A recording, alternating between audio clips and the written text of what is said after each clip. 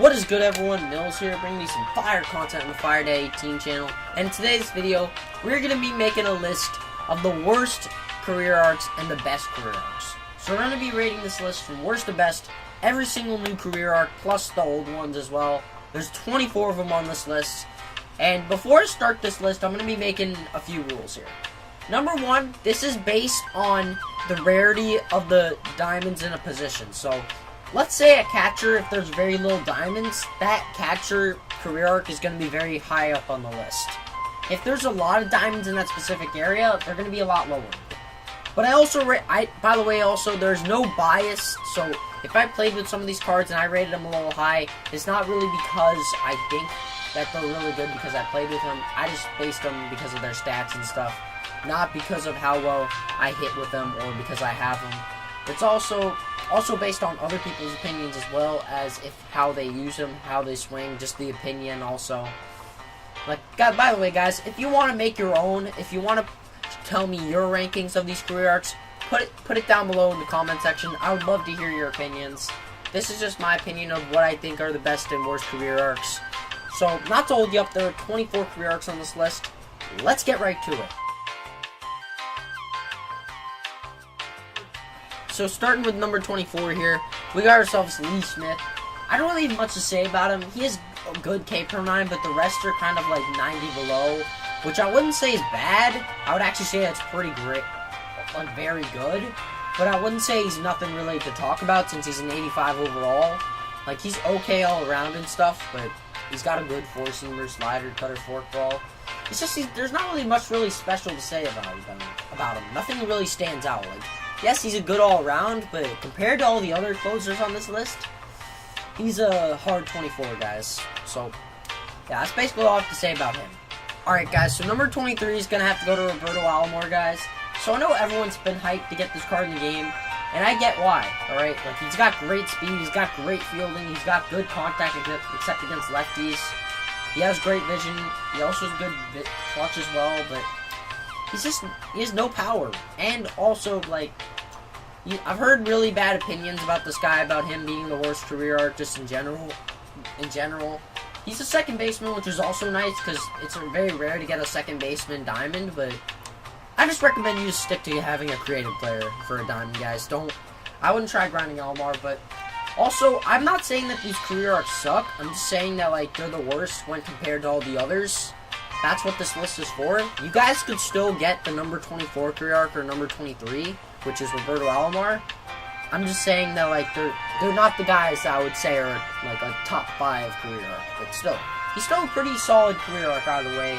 Good 92 overall if you want to not do the creative player route. But, yeah, nothing much to say about him other than his contact against righties and clutch is just amazing. Alright, guys, so number 22 here is basically a card I actually have. This is 90 Billy Williams. So, he can play first base, which is nice in right field, obviously, but look at this card. He's got good power and contact versus righties. His lefty contact is also very good, but the lefty power is not really great. His vision's fine and discipline, and durability. The rest of his stats are really not as good. Like, and I put him at number 22 mostly because he's not really a good all-around player. He's got some great stats against righties, don't get me wrong, and I do hit pretty well with him, as shown right here. Like, not those stats, but right here, I have a 359 batting average with this guy, so I am very good with the card. I just don't recommend you get him. I think he's kind of one of the worst ones here, mostly because he's a 90, and also because of the fact that he doesn't really have any other special stats. Like, his fielding's not that good, nor is his speed, nor is his power versus lefties, or his discipline, but he's still a really solid card out of the way. It's just, like, I don't think he's, like, good when compared to the other guys, like I said before. Same thing with Alomar. He's just not good compared to the other guys on this list. So number 21 here, we're going to go back to a pitcher. We're going to go with Jack Morse here. So he's pretty similar to that other guy that we have on the list, Schmidt. He's got a good less of a four-seam fastball, though, in terms of speed, or a forkball, slider, changeup. But this guy only has 2 good stats: stamina and clutch. Stamina's pretty good if you want to, like, go for a full game with him, but it's not really what you're going to be doing with him in terms of, like, good ranked season. You're going to need to switch out at some point so that your pitchers don't get tired. Which is why this guy's good, but remember, getting hit, like, if you hit homers against this guy, he's going to have lower confidence and maybe stamina as well. His clutch is also pretty good, but that's not really a big stat in terms of just, like, in the game. There are better stats, like, for hit per 9 and K per 9, which he's not really the best at. Like, he's good, but for a career arc, that I think it could be a little better. So I put him at 21 for that specific reason. Like, he's still not a bad card. He's got good control. He's got good hit per 9. And the only thing he has in the 90s, though, is break, which is actually pretty important. But you gotta have good control to actually have the break be used pretty well. And that's something he really doesn't excel at as a career arc. But as a card, he's really good, just not as a career arc. Like I said, this is based on career arc, not cards. Alright, so number 20 here is a card I actually do have as well. Hanley Ramirez. So, this guy actually is a really good card in general. He's got good fielding, great speed, good durability, good clutch, like right on 90, good contact versus righties, good power versus righties for a career arc, but okay for a card. No, good for a card, okay for a career arc. Also good contact versus lefties. But the reason I put him at 20 is mostly because his fielding is really, like, his fielding is good for a card, but just, like I said with most of the other cards, I'm not going to say it again, like, after this card at least. It's not good for a career arc. But, and his vision's also not really, he's good vision, but it's not great. The power versus lefties really does not do well also. But he's not a bad card to use. He's still good for speed, just, I wouldn't recommend you get him as one of the main career arcs on your list. Unless you're trying to grind for Cal Ripken. Alright guys, so number 19 is Bret Saberhagen. So I'm basically going to have the same review as I did for Jack Morris. He's got good stamina and clutch. The rest of his stats, not so much. Like, literally this is the exact duplication of Jack Morris, except he's a 90 overall with a 4-seamer, a changer, a curveball, change-up, curveball, and slider. I've also heard he's not that great to use as well. Like, in 17 I actually used him and I was pretty bad with him. And I've heard a lot of people say they were also not really great with him as well.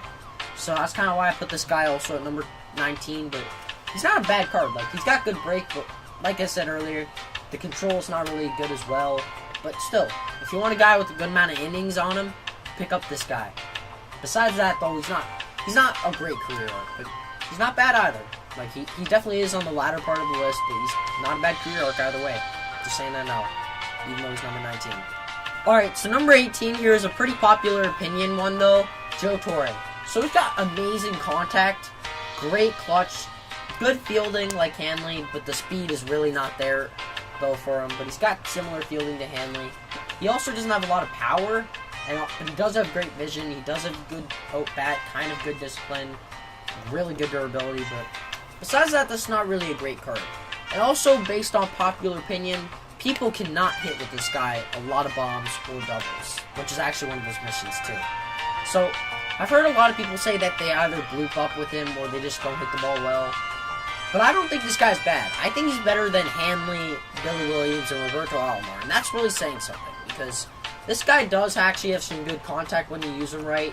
He also has good stuff. He can also play catcher or first base, which is kind of very nice. If you don't have any other good diamond catchers, put this guy at third to replace it for the other new career arc that's going to be coming up on the list. So I think this card's actually really good, but I'm only putting him at number 18 mostly because of popular opinion and the fact that he bloops up a lot. And because he doesn't really have a great fielding stat. Because look at that, he has silver fielding. But he's a pretty okay career arc, I'll say that now. He's pretty okay. Alright guys, so number 17 here is going to be Chase Utley. So, you may be questioning why I'm putting him here, mostly because of the diamond fielding and hitting. And also you may have noticed that most of the guys, like, low on the list are actually a lot of the old career arcs. But here's why I put him here.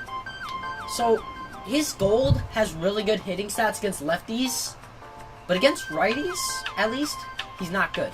But this diamond's kind of the exact opposite. He's got great contact and good power versus righties. But his contact's not really, but his power versus lefties is not as great, though. Like, that contact versus lefties is still really good with the 93, which I do, like, favor for him for. He's also got some really nice fielding, which does definitely benefit him. And okay speed. It's definitely better than Joe Torre, for sure. And I've also heard that this guy is kind of decently hard to hit with. I don't have this guy, but I know for a fact that he is not a bad card. I definitely do rate him at 17, because, as I said, obviously, compared to other career arcs, he's just not as great. Like, he's nowhere near legendary, but he's still really good. he's still a pretty okay career arc as well. Like, almost raging on the nearly good list, to be honest. Number 16 here, I'm going to have to go with Rollie Fingers. This guy is actually much better. I think he's a slightly improved version of Lee Smith. Hell, he may even be a really good card, to be honest. Like, look, he's got okay velo. Like, alright, like, that velo's okay, 83, but still, he's got great control and great break. I put him, like, here mostly because of that, also, because when you have a lot of good control, your break can be amazing. So, say he has a great forkball, he can easily get strikeouts. He also has good K per 9, as obviously right there, showing with the fire on it and the hit per 9. But the thing about why I put him at number 16 is mostly because of the fact that people haven't used him the best. But he's still a really good card. Like, I think I could have rated him a little bit higher had there not been any new career arcs coming out. He would have probably been a lot higher on this list, as obviously with a lot of the other lower ones on the list. Like, if there weren't any other good reliever career arcs, this guy would probably be very high up. But since he actually does have some good control and break, unlike Lee Smith, I put him at number 16. Alright, so number 15 here is going to go to Paul Molitor. I think this guy is an absolute monster. We're not even halfway through this list, but I think he's a monster, not only because I use him, but the stats are also pretty good. Like, the places where he's boosted are the places that really count. Like, his contact versus righties is definitely excelling almost at the 100 zone. His contact versus lefties is also really good. Like, it's probably one of the best in the game. 120 contact versus lefties. He's also got some fine power against lefties, but not really so against righties, so that's kind of an issue for him. He's still got great vision, though. Good discipline, but not really for a career arc. He's got great clutch. He doesn't really have some good speed, and he also is kind of meh fielding. I kind of put him at number 15. Like, he could have been a little bit higher had his fielding been better, but I still think he's a solid number 15 because of the contact he has, because of the vision, and because of the good opinions people had on him. A lot of people said they've hit really well with this guy. I also think that he's pretty good as well in terms of hitting. He does get a lot of bloop singles, which is nice. He's not one of those guys. He's not really like Torre, where you get like bloop outs. He actually gets bloop singles because of his swing. He's got good speed, but his fielding not so much. That's kind of why I put him at number 15. Look at that common fielding, bro. That's kind of embarrassing for a career arc. Alright, guys, so number 14 here is going to go to Fergie Jenkins. So I think this guy, I put him on here mostly because I think he's actually a little better than Bret Saberhagen because of popular opinion. But I don't actually know if people actually got him yet, but still. He's got good stamina, good walk per 9, great control, great break, pretty similar stats to the other one I was talking about earlier, which was Rollie Fingers. I do like this guy, though, because he's got 5 pitches in his arsenal. That's why I also put him up here. He's got a curveball, a forkball, slider, and fastball. 2 fastballs, by the way. He can be pretty unpredictable, which is actually what I like in a pitcher, which is really important. He's also got some good Ks per 9. Not really good homers per 9 or walk per 9, which is kind of an issue. That's kind of why I also put him a little bit at 14, but he's definitely on the verge of getting to that number 12 for sure. I also think this guy is a nearly good career arc. Definitely a guy I would grind for, but compared to the other pitchers, just not so great. Alright, so number 13 here is going to have to go to Don Sutton. So I put him slightly above the other guy, Fergie Jenkins, mostly because also he also has a pretty unpredictable arsenal. Actually, a little more unpredictable than, say, the guy below me, which was Fergie Jenkins. I almost forgot. He's got good hit per 9. He's got good break, but not really as good control as the other guy. I only put him up here because he has just very good unpredictability at the plate. He also has a knuckle curve, which very benefits you as a pitcher, and it's also going to raise your ability as a career arc. Also, he's a 90 overall, which is pretty nice as well. Even though Fergie Jenkins is a little higher, I still think this guy is just technically overall better. Mostly because he's got good hit per 9, and all around he's also not so bad. Like, but the velo could be a little better, which is kind of an issue. Like, hell, maybe at the moment, now that I think about it, I might rate this guy below Fergie Jenkins. I might rate Don Sutton a little below Fergie, but I'm kind of putting him here mostly because of the unpredictability, guys. That's all I gotta say. Alright, guys, so the guy who nearly makes the top 12, which is actually the better part of this list, is Gary Carter. So I put him at number 12, so because of the rarity of his position. There's not really many diamonds at his position besides Buster Posey and the other guy on this list, but besides that, he's still a really good card, and he deserves this number 12 for a lot of reasons. He's got great stuff against lefties, barely missing the 90 for power though, but still. He's got wonderful vision, great discipline, oh, good clutch, not great for career arc though. Great fielding, not really so good speed, but for a catcher that's actually not bad, so he's going to have a benefit for that. Also can play first base, which is nice. He's a really good card, he's a really good career arc to grind for. Definitely very good if you're trying to get Piazza. He's definitely also, just overall, he's a very nice card. You will love him, to be honest. You will love to use him. Better than Gary Sanchez in terms of fielding by a mile. Also kind of, he's just good all around, man. He's a good all around card. His power versus righties could be a little better, but he definitely deserves the number 12 spot for these reasons. So number 11 here is going to have to go to Larry Doby here, people.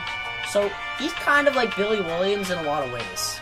I actually think he's kind of, in a way, I think he's the better version of Billy Williams. So because he has good contact all over the place, good power versus righties, but not so much against lefties. Good vision, great discipline, good, wonderful clutch. Also got good durability, good fielding, and also okay speed. A little better than Billy Williams, which is why I put him a lot higher on this list. Hell, he probably could have been near the Billy Williams had I probably used him, but still. Also, popular opinion for him has been pretty good as well. He's also not a bad card to use. He also has better speed than Billy Williams, better fielding, which is much more important, to be honest, at the moment. So, I think he's definitely a solid number 11, but based on the top 10 guys on this list, you're about to be blown away. So starting in the top 10 list here, we got Barry Larkin. So I think this guy is pretty similar to Hanley Ramirez in a lot of ways, but he's a slightly better version, if not a lot better.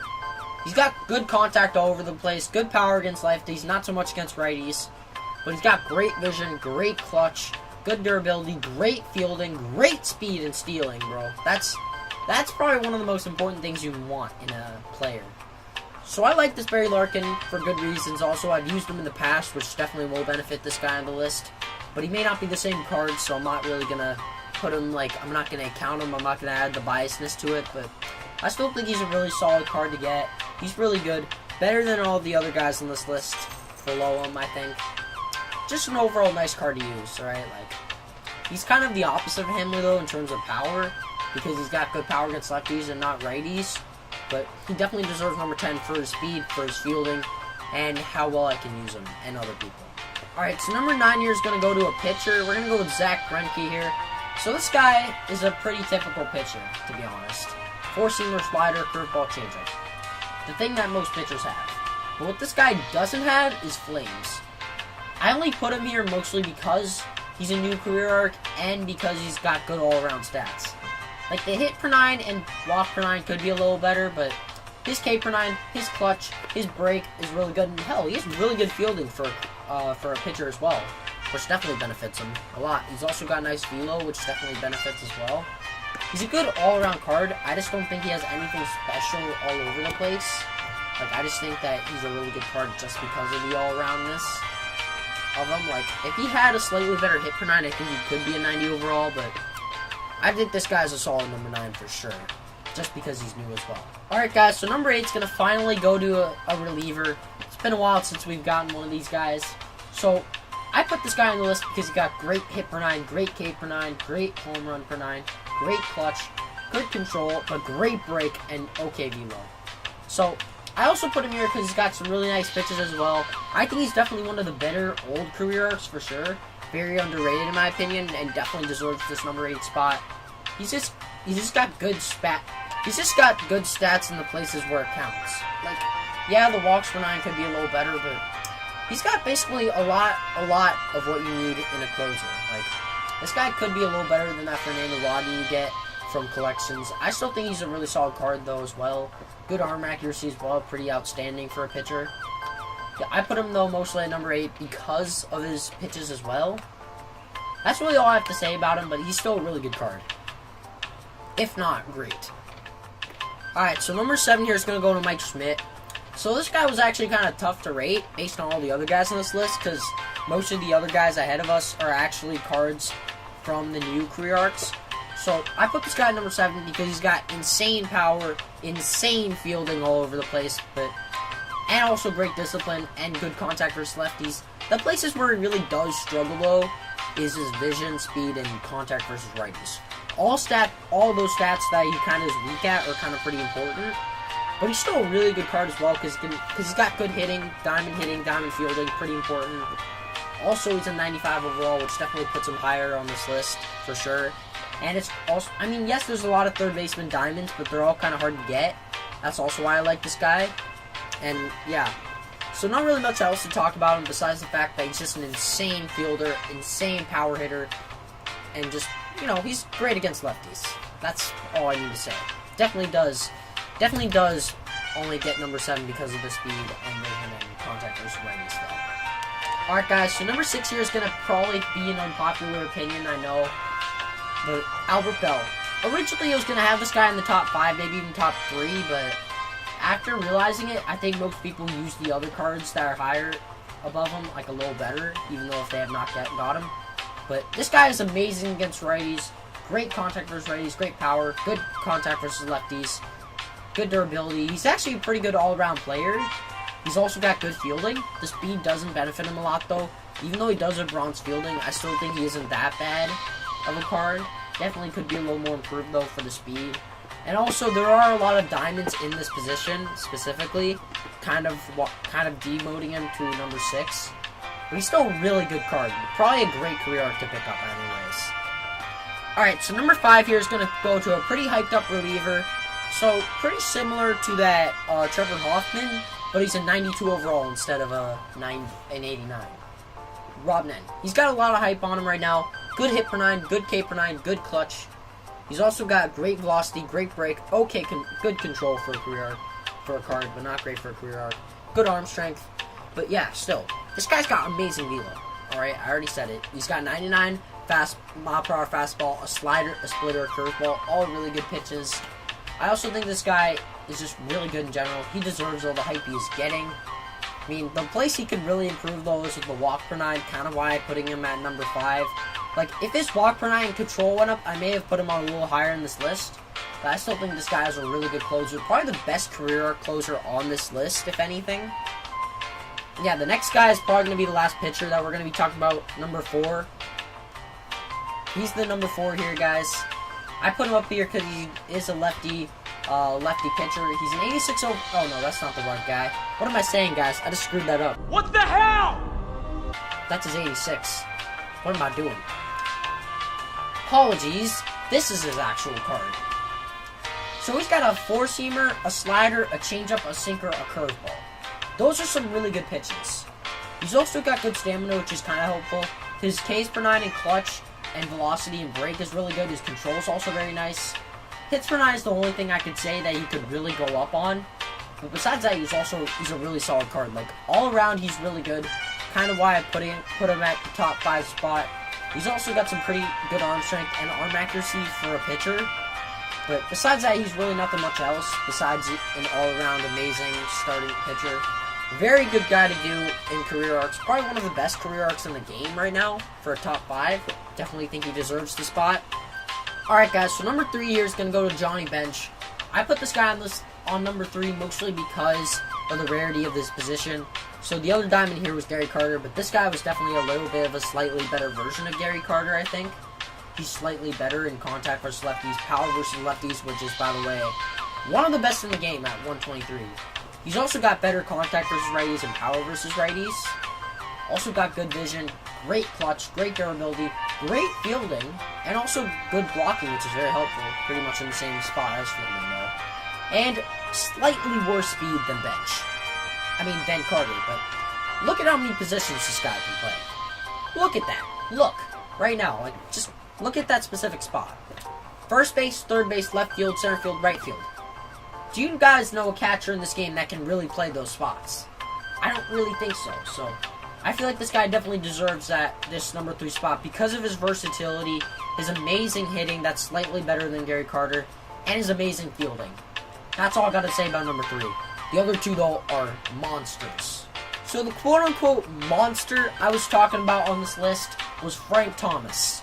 So, he doesn't have great fielding, which is kind of why I bumped him down to a number 2. He also doesn't really have good speed either, but that hitting is just overpowered. Alright, like, He's got great contact and great contact versus righties and great power versus righties. But his lefty stats are insane. He's got the best discipline in the game, the best contact versus lefties in the game. He's also got one of the best power versus lefties in the game. All those lefty stats are enough to bump him up to a 2. He's also a 97 overall, which does definitely benefit him a lot. Good vision as well as clutch. But definitely the one spot that would have gotten him to number 1 could have been his fielding and speed, for sure. But the number 1 guy on this list is just insane all around. He's just a little bit better than that Frank Thomas, mostly because of his all-aroundness. Alright, so the last guy on this list is going to have to go to Duke Snider, guys. So, I think this guy definitely deserves his number 1 spot. He's going to be the guy I probably talk about the most here, because I do fanboy over this guy a lot. Let me just talk about him right now, though. He's got great contact, great power against righties, also really good against lefties. Great discipline, great clutch, good vision, good durability, great fielding all around, to be honest, even though he's a gold. And 67 speed, which slightly rose him above Frank Thomas. But also, due to the fact that Frank Thomas is a first baseman, that's kind of demoted him because first basemen do have a lot of diamonds and it's easier to get a good first baseman. So, kind of why I put Frank Thomas below this guy, Duke Snider. And it's harder to get a diamond center fielder in this game because Mike Trout's one of the only live series ones. There's also Larry Doby, but he's a career arc that I kind of rated slightly lower, very low on the list, to be honest. But Duke Snider's just a beast all around. He's an overall insane card. What more do I need to say about this guy than that he's a beast? Alright, all around beast that you guys should grind for. Also, speaking of which, before I end this video, really easy exchanges. Alright guys, so that was going to be it for the video. Hope you all enjoyed. If you guys want to make your own opinions about this career arc list, please type them in the comments below. Tell me your opinions. If you disagree with my opinion, you guys can make your own list. I really don't care. This is just my own. I actually do care. I would love to see your lists. But this is just my opinion. This is just what I think about these career arcs. I still think they're really good cards, like I said. Even the lowest ones on the list, I just don't think that compared to the other ones, they're not as great. I know I'm kind of repeating myself here in this case, but I just want to let you know now before you start making ranting comments about my list. And yeah, hope everyone has a good day. I'll see y'all in the next vid or stream. Peace, everyone.